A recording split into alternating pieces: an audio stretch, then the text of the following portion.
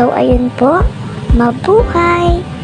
I am Shaq, and for today's video ay magbibigay po ako ng information about baggages po ng ating Tugo Travel and ng ating mga airlines. So bago po tayo magsimula ay nais ko muna kayong batiin ng isang maganda at mapagpalang araw po sa ating lahat.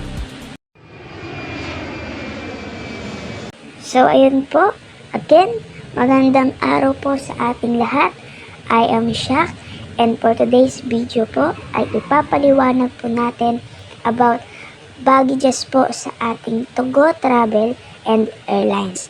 So kailangan po natin or importante po ito na malaman natin kapag tayo po ay babiyahe ng Tugo at ng airlines po. Kailangan po natin malaman regarding sa mga ganitong bagay, lalo't marami po tayong dala na mga bagahe.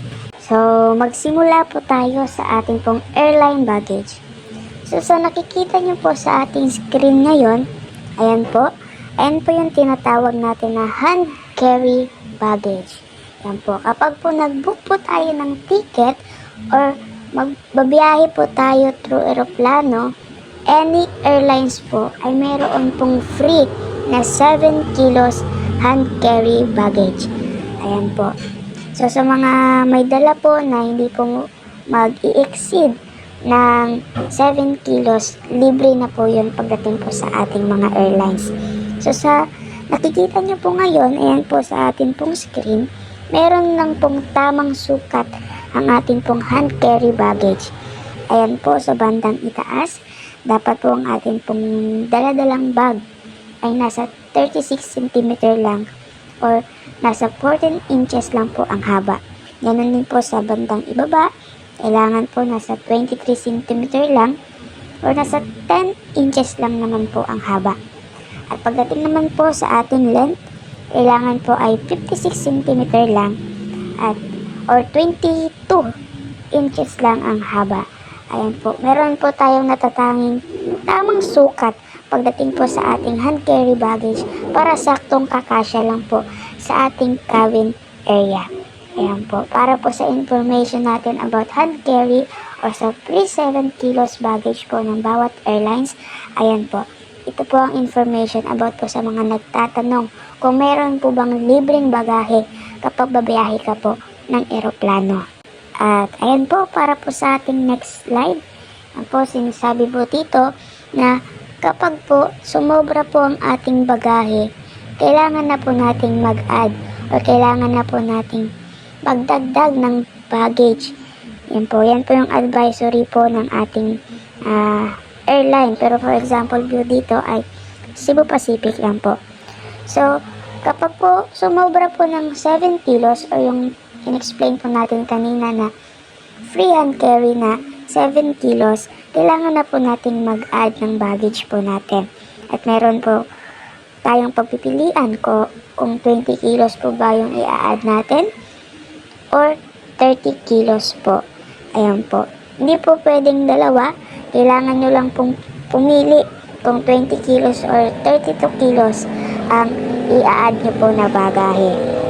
Ayan po, kailangan po isang piece lang ng 20 kilos or isang piece lang ng 32 kilogram ang i-add natin sa baggage po natin. Ayan po, para po sa ating next slide. Yan, nakikita po ninyo, yan po ang baggage charges natin sa Wella Ticketing Services. Kung napapansin nyo po, yan, mas mura po ang bagahe na babayaran ninyo kapag po in-avail ninyo siya upon booking po.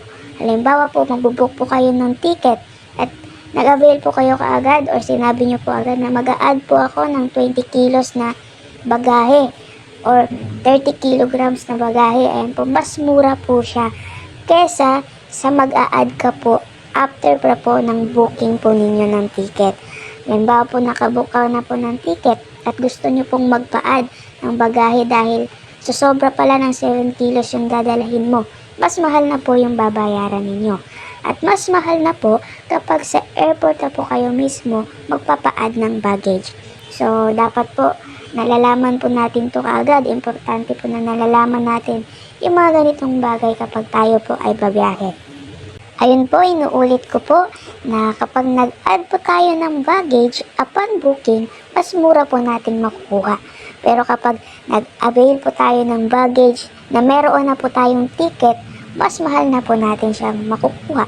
At mas mahal na po kapag nandun na po tayo mismo sa airport magpapa-add ng baggage.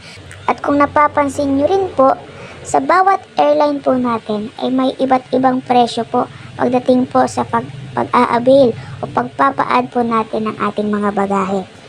Yan po. For example po sa ating pong AirAsia, yan po. Sa ating pong 20 kilograms, kung nakikita nyo po dito bandang itaas, kapag po upon booking natin siya in-avail, 795 lang po siya. Pero kapag after booking nyo na po siya in-avail, magiging 1,190 na po siya. Yan po ang baggage charges po natin dito po sa Wireless Ticketing Services. Pero kung papansinin nyo naman po dito po sa ating Cebu Pacific Airline, sa 20 kilos po, 895 po siya upon booking po. Diba? Kung papansinin nyo po, mas mahal po si Cebu Pacific kaysa po kay AirAsia. Pero pagdating po sa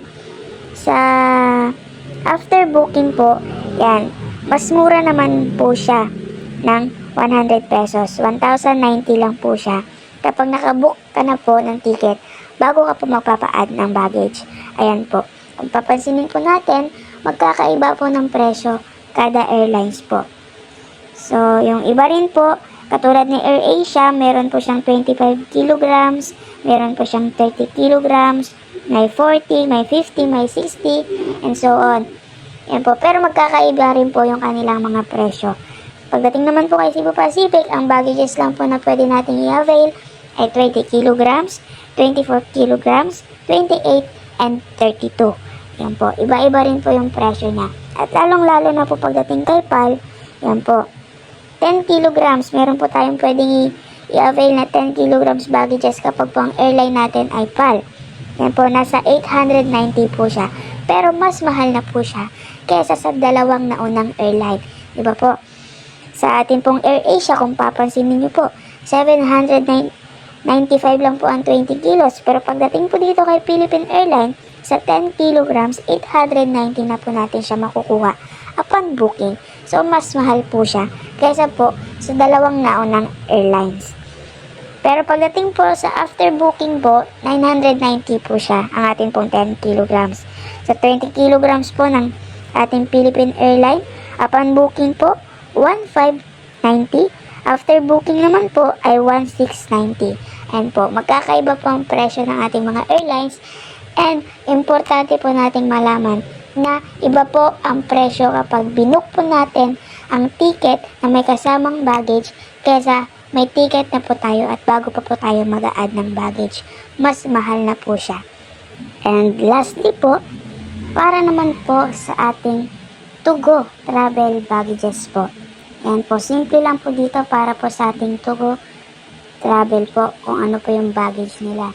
Yan po, kapag po nag-avail po tayo ng ticket sa ating pong to-go travel, yan po, kung nakikita po ninyo sa ating screen, yan, meron po tayo kagad na 50 kilograms na free baggage. Yan, di ba? Sobrang ganda kung papakinggan natin. Kaya, the best po ang ating to-go travel kapag po marami po talaga tayong dala o marami po talaga tayong bagahe. Kasi po, meron po sila kaagad na 50 kilograms na free baggage yan. Kaya po mas pinipili po ng iba na magbarko kasi mas mura po ang bagahe compared po sa airlines. At ayun po, pagdating naman po sa ating to-go, ay meron pa rin po silang policy pagdating po sa kanilang mga bagahe. Ayan po. Dapat po ang baggage na dala po natin sa ating to-go travel ay hindi po lalampas sa 20 inches ang taas at 30 inches naman po ang haba per piece. Yan po. Ayan po ang hand baggage po pagdating sa ating to-go travel. Ayan po. Dapat po ang hand baggage na dala rin po natin ay kasya po sa passengers accommodation. Dapat po hindi po yun nakakabahala or istorbo pagdating po sa mga dadaanan ng mga pasahero.